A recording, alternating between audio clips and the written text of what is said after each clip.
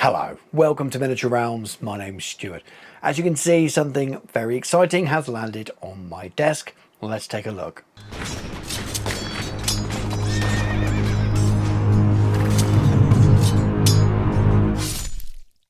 Miniature Realms is proudly sponsored by Counter-Attack Bases.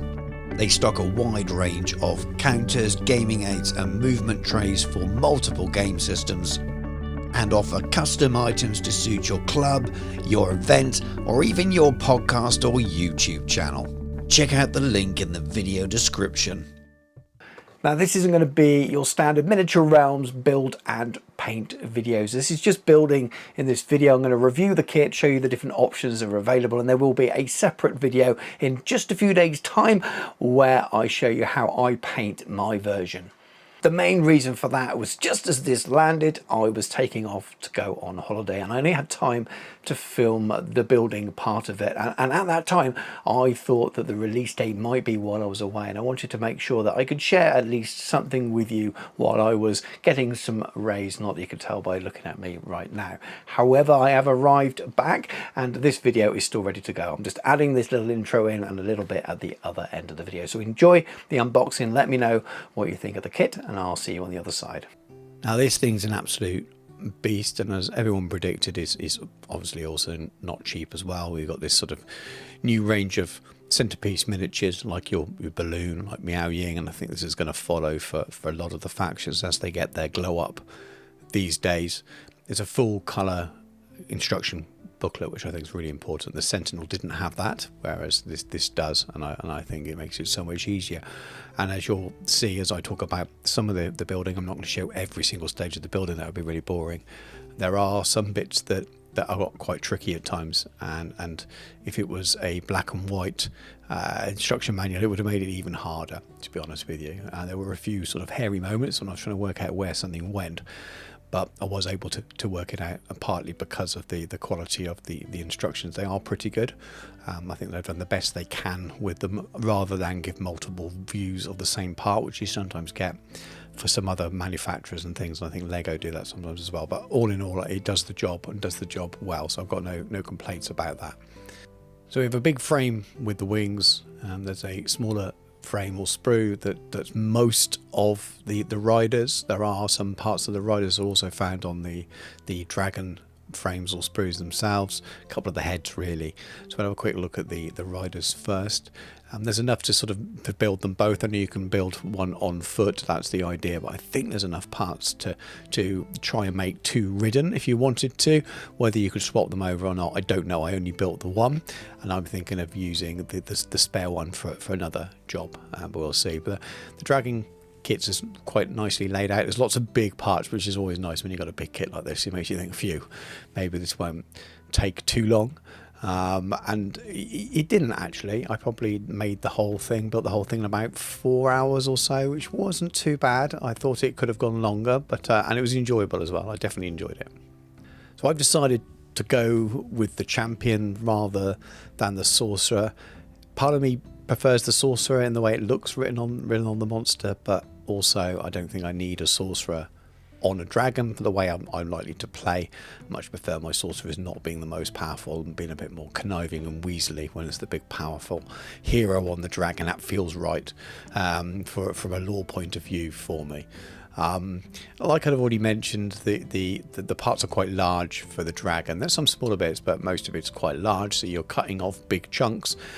Straight away, the very second piece that I needed was on a different frame. I think this is just the way it is. They have to squeeze them on these sprues as the layout. It is frustrating when you go to number one and then number two is on a separate one, but it kind of is the way it is these days, and I'm sure it's not just possible to have them all in a nice order, as much as it would be lovely. There's next to no mold lines at all anywhere on this miniature. In fact, I don't really think there are any. The only bits I'm needing to file off where it attaches to the sprue itself. So you trim those off and you file them away, and it cleans it up really, really well. And that's one of the benefits of the modern design, which also means they can be a little bit trickier to go together. And this is a repeating theme with modern kits, and right here on the screen where I've got those first two bits and I'm looking at the picture, and I just can't for the life of me, for a few minutes anyway, work out exactly how they go. And sometimes the angle on the picture doesn't help, and eventually work it out. And when you do, you think, oh, that's really neat, and that's hidden that mold line or hidden that join or something. So it's worth it in the end, but it can be a little bit frustrating when you're trying to find the way these bits go together. But I'd probably rather have it this way, even though it can be a little bit frustrating at times, and sometimes they're a little bit delicate when you're gluing them together, because there's not much to support them for a certain stage or a certain point. But once they go together, you realise why they've been designed that way. Like I said, because there's no mould line, so the way these are cut, and also it cuts and hides most of the joins as well. There are a few bits that just feel weird when you put them together. You think, well, there's a weird gap there. And then you see the next bit come along and it's like the weirdest puzzle in the world. It's really, really strange 3D puzzle thing going on. So if you like a bit of a challenge, you like a puzzle, then you'll enjoy this. But don't try and do it in a hurry, because it will frustrate you. As you can see me here fumbling away again, trying to work out how on earth this bit goes in here. I'm looking at the picture of the booklet, I can sort of see it, and then you try and replicate it on the miniature. You're just like, well, this is weird. It doesn't, surely that doesn't fit.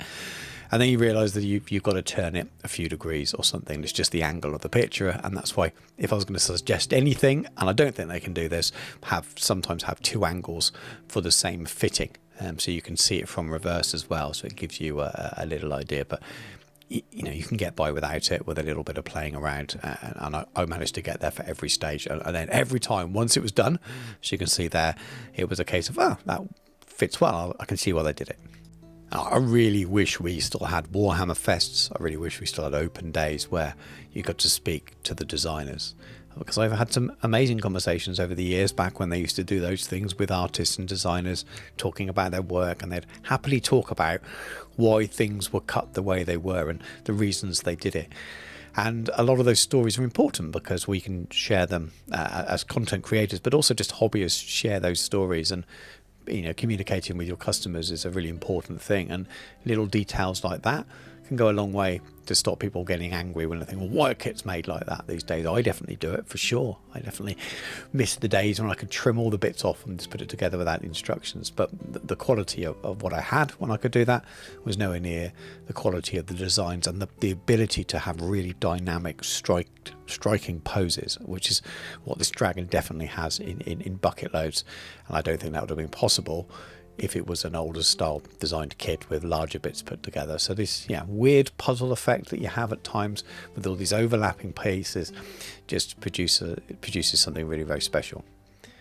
I absolutely love this back of the seat. There's so many different skulls from different races hanging on the back. Definitely an orc. There's definitely, it could be Empire or Bretonnian. It looks more Empire sort of helmet, knight's helmet. And then there's an elf at the back. There's a dwarf head as well. It's just really, really cool. Nice little touches there. There's also little bits like this, just on the front of the shield, the smallest little detail, but you can change between a skull and a spike there. And the way it just sits in to the detail is perfect, and it's not there to help them cast it. It's there for a genuine tiny little option to make your miniature look a little bit different from the next person, unless they've chosen exactly the same option as you, of course. Now in the instructions, you're supposed to be a rider on next before the top halves of the wings, and I don't want to stick them on at this point. I want to paint them separately, so I go ahead and stick the wings on anyway, hoping there is room. And it's not one of those things where that was the only way of doing it. The wings fit on so well. They've got these little intersections that clip into each other once they're glued. They're just really, really strong and perfect. And that's the dragon without the rider, and you can definitely, as you can see, have him without the rider on there. Use him as a Galrak or something like that as well. Really cool, and I'm sure people will be magnetising as well. I may even do that myself.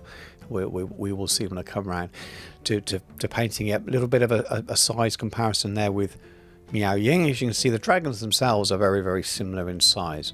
The real bulk of the miniature and the real extra sizes that is obviously the massive wingspan, something that Miao Ying doesn't have. I probably should have compared with Galrak as well, but he might have needed counselling after seeing how small he was. You can see next to one of the new Warriors as well for scale. It's really nice that you can leave your champion off the seat, how to seat thing there. That's really important for painting for a lot of painters, and I'm really glad that he does fit nicely on the top afterwards. So I may look to magnetize. I may even be able to magnetize between him and the sorcerer as well. So I'm going to have a look at that kit when I get back from my holiday and see. What I actually did when I got back from my holiday was decided just to build the sorcerer, because I thought actually he's probably going to fit on. At the time I assumed there were shared parts, and there aren't really.